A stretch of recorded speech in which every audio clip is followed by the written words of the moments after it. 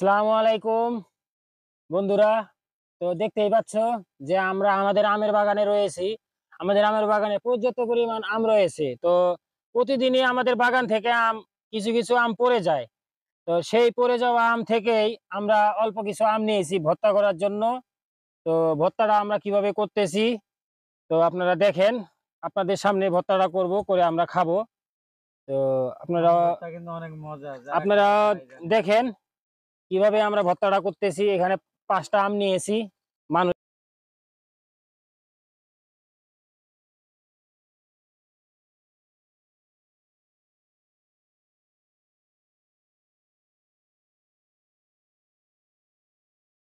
গুলাকে কাটতে হবে।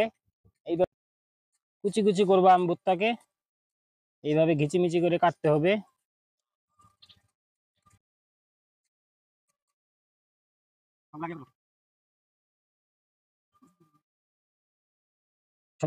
তবে আমগুলো আমাদের ঘিচিমিচি করে কাটা শেষ। আলু ভাজার মতো এখন আমগুলাকে কাটতেছি, দেখেন এইভাবে।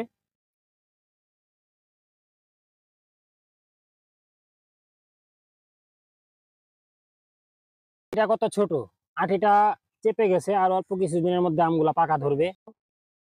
এই কারণে আমগুলা ভর্তা করে আমরা খাবো 3 জনে মিলে। আর দর্শকরাও খাইবো নাকি কাকা, একটু দিবা না? আম ভর্তা খাবেন?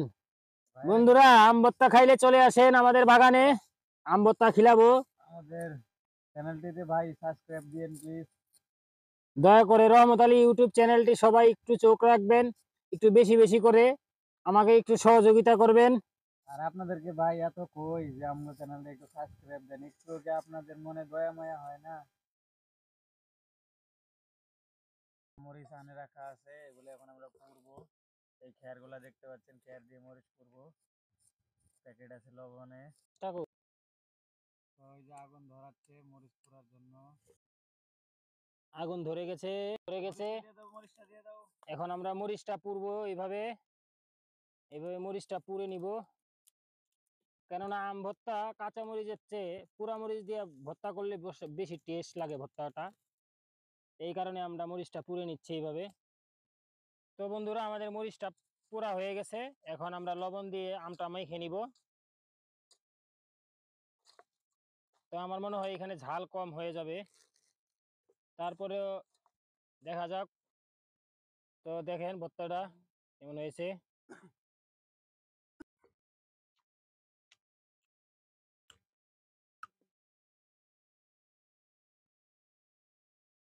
তো বন্ধুরা দেখেন আমাদের ভর্তাটা হয়ে গেছে। তো বন্ধুরা দেখেন আমাদের ভর্তাটা কিরকম লাগতেছে। এখন আমরা এখন খাবো ভর্তাটা।